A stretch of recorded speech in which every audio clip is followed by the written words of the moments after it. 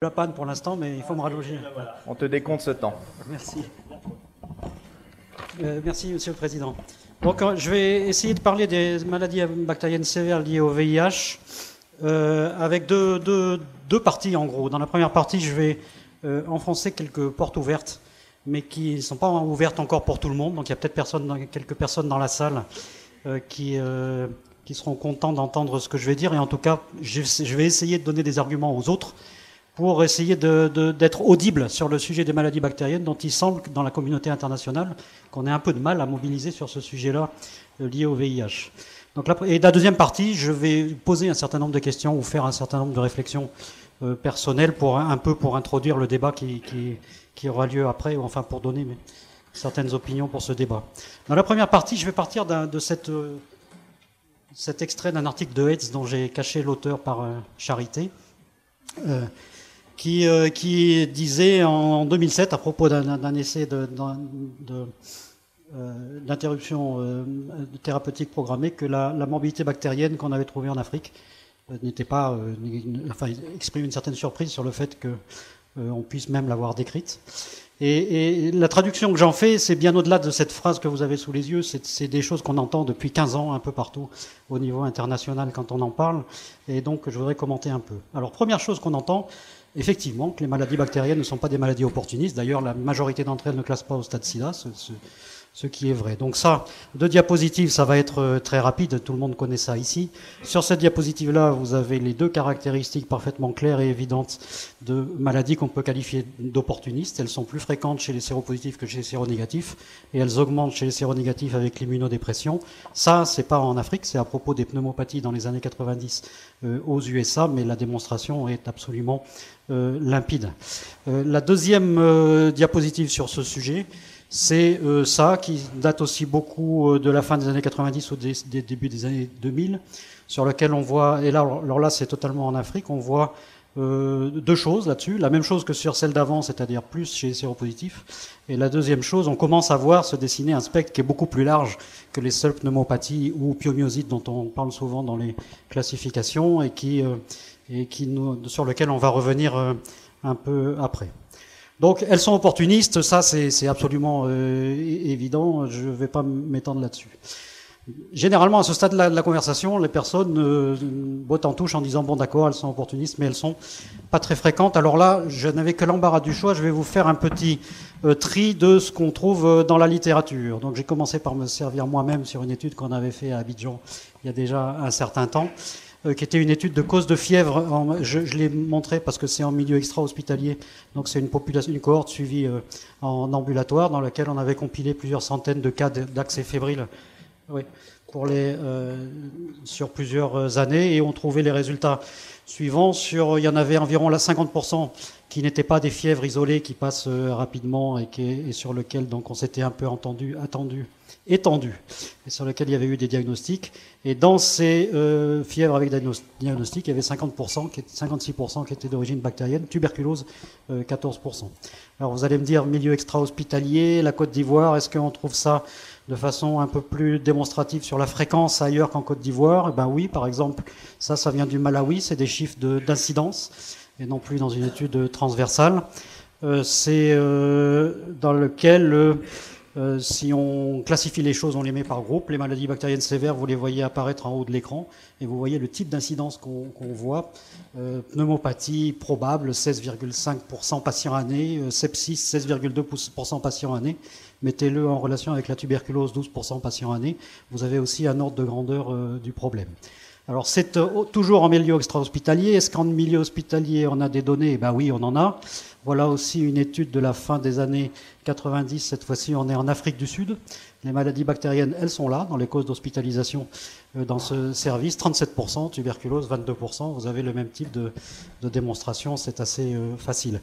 Dans cette même étude que j'aime bien, il y a des choses qu'on ne voyait pas souvent à l'époque, avant les antirétroviraux. C'était la description par chiffre de CD4, même si... Enfin, on le voyait d'ailleurs en France, mais même si ça donne des choses qui paraissent assez évidentes. Là, vous avez pour les diagnostics respectifs faits en milieu hospitalier des distributions avec médiane, interquartile et les extrêmes pour chacune des pathologies mises en évidence. On a l'impression là-dessus que pneumonie, tuberculose, tout ça, c'est chez des gens qui ont moins de 200 CD4. En fait, si vous regardez un peu, les pneumonies, vous avez 25% des gens qui étaient hospitalisés avec pneumopathie qui avaient plus de, mettons là, 300 CD4 et quelques. Si vous prenez les autres maladies bactériennes invasives, vous aviez 50% des gens qui avaient au-dessus de 200 CD4 dans les hospitalisations. Avec le maximum, ça allait autour de 1000 CD4 pour les deux. Alors, continuons sur la fréquence un peu pour enfoncer un peu le clou. Ça, c'est des résultats d'un des deux essais cotrimoxazole randomisé contre placebo qui a eu lieu à la fin des années 90 à Abidjan. Ça, c'est chez des tuberculeux. Tout ce que j'ai entouré en rouge, qui représente en gros 50% de la morbidité sévère dans le groupe placebo, c'est des maladies bactériennes avec une forte prédominance de typhoïde, de salmonella non typhique, justement. Et le autre essai cotrimoxazole, c'est celui qu'on avait fait dans la population générale. Là, on n'est pas chez les tuberculeux. Je vous le montre juste parce que ça montre la même chose. Le gros groupe de morbidité sévère dans le groupe placebo, c'était des maladies bactériennes.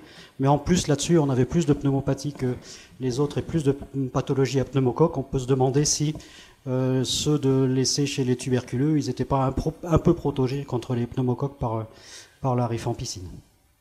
Alors ça c'est un peu ancien, allez-vous me dire, est-ce qu'on a des choses sous antirétroviraux? Ben oui, en voilà, récemment, au Nigeria, donc des causes d'hospitalisation là encore, donc il faut faire un peu son marché, il faut savoir compter jusqu'à 21 ou jusqu'à 13 pour aller retrouver les maladies bactériennes, 21% chez les patients qui n'avaient pas d'antirétroviraux, 13% sous antirétroviraux, c'est des petits chiffres, des petits nombres, donc n'interprétez pas la différence entre les deux, mais retenons que ça reste une cause d'hospitalisation très fréquente sous antirétroviraux. Il y a des articles comme j'ai préparé ça vite ces jours-ci, que j'ai pas retrouvé mais que je connais, récent sur le Sénégal et la Côte d'Ivoire dans le bulletin de Société de pathologie exotique, de causes d'hospitalisation récentes qui montrent exactement le même type de spectre. Et enfin, dernière chose, sous antirétroviraux, ça c'est dans un essai d'interruption programmée en Ouganda. Vous voyez les incidences de maladies bactériennes qu'on avait dans les gens qui n'arrêtaient pas les traitements, qui est dans la colonne de droite, et c'est ceux qui avaient des interruptions programmées dans la colonne de gauche, 5,8 et 2,4. C'est des incidences absolument considérables, y compris chez les gens qui n'arrêtaient pas les traitements. Et regardez toujours la même chose vis-à-vis de la tuberculose, une incidence bien supérieure. Donc on avait la même chose dans l'essai d'interruption programmée en Côte d'Ivoire. Donc la démonstration, elle n'a plus besoin d'être faite. Donc l'étape suivante, en général, à ce stade de la conversation, elles sont fréquentes, mais finalement, c'est pas si grave que ça, et c'est pas ça qui fait mourir les gens. Donc là, même chose, retournons dans la littérature. L'étude de référence autopsique du début des années 90 à Abidjan, vous devez tous la connaître. La plus grande étude qui a eu lieu sur le sujet, plusieurs centaines de personnes, les maladies bactériennes. Là encore, il faut pouvoir compter jusqu'à 25 en faisant A plus B plus C plus D. 25% de causes de mortalité. Et ce qui est intéressant dans cet article, alors peut-être à prendre avec des pincettes, c'est que si vous regardez les derniers chiffres de CD4, voilà ce que ça donne pour la tuberculose et pour les maladies bactériennes. Les maladies bactériennes, certes, 166 de médiane, mais enfin 700 de troisième quartile, ça veut dire 25% des gens qui étaient morts de maladies bactériennes dans cette étude. Ces études avaient plus de 700 CD4. C'est au début des années 90 avec des CD4 qui étaient un peu façon, mais ça dit quand même quelque chose qu'on sent bien au quotidien. Des études autopsiques, il y en a pas mal, mais pas du tout de cette, avec et sans antirétroviraux, mais pas du tout de la même taille. C'est souvent moins de 50 CD4. Je vous les ai un peu listés là-dessus, avec et sans antirétroviraux. Le message est clair, des maladies bactériennes, on en retrouve partout. On peut faire un focus sur deux de ces études. Celle de Macpherson en Afrique du Sud est assez intéressante parce que c'était des causes de décès chez des gens qui étaient considérés tuberculeux, et en fait il y avait 20% des gens qui n'étaient pas pour lesquels ils n'avaient pas retrouvé de tuberculose. Une bonne partie avaient des maladies bactériennes. Et celle de Wong, elle est intéressante aussi parce qu'il montre un spectre, il donne les germes, ce qu'on ne retrouve pas partout ailleurs, et là on retrouve des germes assez bizarres qui font évoquer probablement une part de pathologie nosocomiale dans cette mortalité sous antirétroviraux plus récente. Il y a d'autres études, ça c'est des études post-mortem, donc soit d'autopsie, soit de prélèvement post-mortem. Il y en a d'autres, je les ai mis en bas au Sénégal, en Côte d'Ivoire, j'ai pas tout mis. En Côte d'Ivoire, notre regretté collègue Ismaël Ouattara, qui est décédé l'année dernière, était sur le point d'écrire un article sur les causes de décès dans le service de maladies infectieuses à Abidjan. 18% de maladies bactériennes chez les personnes qui étaient décédées. Donc oui, les maladies bactériennes font décéder dans nos pays. Donc d'accord, elles sont fréquentes et graves. Et dernier stade de la conversation, c'est là qu'en général on s'arrête parce que c'est considéré comme trop compliqué, il y a trop de diagnostics, c'est difficile à standardiser. De toute façon, les antibiotiques sont pas pris en charge par les bailleurs, donc on risque de rentrer, si on soulève le voile, dans des problèmes qui vont nous dépasser. C'est un peu le discours qu'on entend et qui bloque la réflexion là-dessus. Alors, c'est pas si compliqué que ça. Il me reste 2 ou 3 diapos. Je vais essayer de dire pourquoi ça me paraît pas si compliqué que ça. Ça, c'est une diapo sur laquelle je vous suggère un spectre et des localisations. Alors, c'est à partir de ce que nous, on avait publié à Abidjan. Il manque des germes là-dedans. Par exemple, l'hémophilus, je ne sais pas pourquoi nous, on n'en trouve pas chez nous, mais vous nous direz peut-être pourquoi. Mais enfin, ça me paraît assez exhaustif. Vous avez en bas de la diapo plein de choses, on peut tout trouver, qui pourraient correspondre à des choses un peu compliquées, y compris en milieu hospitalier et y compris nosocomial. Mais enfin, la grande majorité de ce qu'on voit au quotidien, et peut-être de ce qui tue, je ne sais pas dans quelle proportion, c'est les salmonelles, les pneumocoques, les colibacilles, et puis peut-être quelques autres, avec des localisations qui ne sont pas très difficiles à surveiller, des bactériémies, des entérites, des pneumopathies. Tout ça est assez facile à standardiser si on veut vraiment s'y intéresser, si on veut vraiment faire des messages là-dessus dans la communauté des soignants. Alors pour introduire le débat qui va avoir lieu, moi je vous propose 2 types de messages sur ce genre de données-là et sur la façon dont on pourrait travailler là-dessus.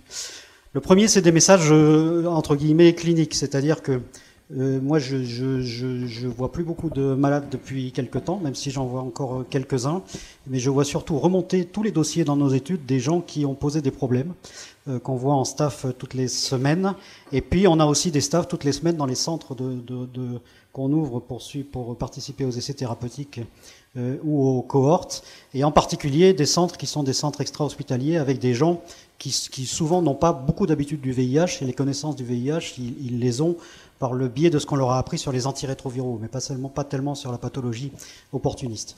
Et ce qu'on remarque dans ce genre de type de contact, vous avez probablement tous un peu la même expérience, c'est que les gens, par exemple, un message, ne maîtrisent pas bien la relation entre pneumopathie et sinusite. C'est-à-dire le réflexe d'aller chercher un foyer sinusien dans des pneumopathies récidivantes n'est absolument pas intégré au quotidien, ou alors le réflexe de traiter correctement une sinusite pour pas qu'elle devienne chronique, etc., etc. Il y a tout un tas de choses que les gens ne savent pas. Le syndrome bactériémie isolée est pas connu en général, c'est-à-dire le fait qu'on puisse avoir une fièvre isolée sans signe de localisation, que ça puisse être une maladie bactérienne et même sévère, qui peut tuer dans le week-end si jamais on ne fait pas quelque chose avant, et si on se contente de traiter un palu, c'est des choses qui ne sont pas bien connues. Les prostatites chez les hommes, alors là, on voit des prostatites chroniques, on en voit. Là, c'est pareil, la fièvre isolée chez l'homme, ou le fait que chez l'homme, on ne porte pas comme ça un diagnostic de cystite. C'est des choses qu'on voit, alors je dirais pas au quotidien, mais de façon extrêmement fréquente, et j'ai l'impression que ça s'améliore pas beaucoup au cours du temps par rapport à d'autres notions de prise en charge du VIH. L'association de tuberculose avec certains germes comme les salmonelles nontifiques ou l'association palu salmonelle nontifique, etc. Donc tout ça, je ne vais pas évidemment me lancer dans un cours de choses sur lesquelles je ne suis pas compétent, mais c'est juste pour dire qu'il y a beaucoup de programmes comme ça de prise en charge pratique au quotidien, sans parler du choix du bon antibiotique et de la bonne durée, qui mériterait une réflexion approfondie et encore une fois pas si compliqué que ça, ou pas si compliqué que certains l'imaginent. L'importance des maladies bactériennes dans l'approche du traitement par le cotrimoxazole. J'ai encore entendu récemment, dans une réunion internationale, une personne prestigieuse dire qu'elle ne savait pas très bien comment le cotrimoxazole marchait en Afrique. Ou alors l'importance des maladies bactériennes dans la question quand commencer les antirétroviraux. Il y a évidemment un enjeu en Afrique qui est lié à la tuberculose, on est tous d'accord, mais les gens ne savent pas que les maladies bactériennes posent au moins le même type de problème, avec exactement la même réflexion sur la précocité du traitement, et que donc on ne peut pas fonctionner dans l'un sans fonctionner avec l'autre. Le vaccin anti-pneumocoque, ça je n'ai pas grand-chose à dire là-dessus maintenant. Je pense que ça pourrait faire partie d'un un beau thème de discussion pour tout à l'heure. Et le deuxième type de message, donc, et là je vais anticiper un peu sur alors certainement pas sur la présentation qui va suivre, mais sur la table ronde, en disant la chose suivante. Il me semble que la place du laboratoire dans la pratique sur ce type de maladie-là, elle est certainement d'aider à la prise en charge directe des gens, en tout cas en milieu hospitalier. On a besoin d'un bon laboratoire pour traiter des cas difficiles. Pour la prise en charge extra-hospitalière, elle n'est pas de faire des diagnostics en flux tendu pour aider à la prise en charge, puisque de toute façon, on sait très bien qu'on ne les fera pas. On ne va pas traiter une pneumopathie en fonction du germe qu'on va trouver ou pas, ou des choses comme ça. Donc il y a tout. Par contre, la place du laboratoire, elle est absolument essentielle dans tout ce qui est la description du spectre de résistance à l'intérieur d'un pays, de l'évolution de ce spectre, et de la mise en parallèle entre ce spectre et son évolution, et les pratiques d'antibiothérapie dans le pays. On a, par exemple, il me semble, dans la communauté VIH, en Côte d'Ivoire, mais aussi ailleurs, des pratiques qui sont assez bien établies depuis 15 ans d'utilisation de 4 antibiotiques, l'amoxicilline acide clavulanique, la Cipro et la ceftriaxone. Ça fait 15 ans que tout le monde travaille avec ça, en jonglant plus ou moins en fonction des tableaux. Est-ce que ça a des incidences sur les résistances qu'on trouve? Est-ce qu'il faudrait faire autrement? Est-ce qu'il faudrait mieux définir ce qu'on fait? À mon avis, il y a un gros travail à faire là-dessus, qui est d'ailleurs un travail passionnant. Conclusion. Je remercie le docteur Mélès, à qui j'ai pas demandé l'autorisation pour utiliser sa diapositive. Et je voulais passer un message qui est de dire, qui est pas en fait de dire qu'on est aveugle sur un gros pan de la pathologie qui est la maladie bactérienne, mais ce qui serait plutôt un message, il aurait fallu imaginer une photo d'hémianopsie, c'est-à-dire qu'on a la moitié du champ qu'on voit pas. On s'intéresse à la tuberculose à juste titre, on s'intéresse pas aux maladies bactériennes, pourtant il y a des points communs entre les deux qui sont absolument frappants. C'est deux types de maladies qui sont des maladies à la fois communautaires et opportunistes. Le problème, c'est qu'il y en a une qui a été classante au stade sida et les autres non. On aurait très bien pu avoir le même type, enfin les autres non quand elles ne sont pas récidivantes, on aurait très bien pu, et ça a pénalisé les deuxièmes qui sont tombés un peu dans les oubliettes. C'est deux types de maladies qui posent des questions d'intégration de la prise en charge dans un milieu extra-hospitalier communautaire, avec des choses qui vont bien au-delà du VIH. C'est deux types de maladies qui posent des questions de résistance, de choix de bons traitements. Donc elles ont plein de choses en commun. Si on ne raisonne qu'avec l'une et pas avec l'autre, on raisonne comme si on était hémiplégique dans tout un tas de sujets, y compris, comme je l'ai dit tout à l'heure, sur la prise en charge, sur la question quand commencer les antirétroviraux en Afrique subsaharienne. Et j'ai terminé, j'ai oublié une diapositive remerciement, donc je remercie tout le monde. Merci.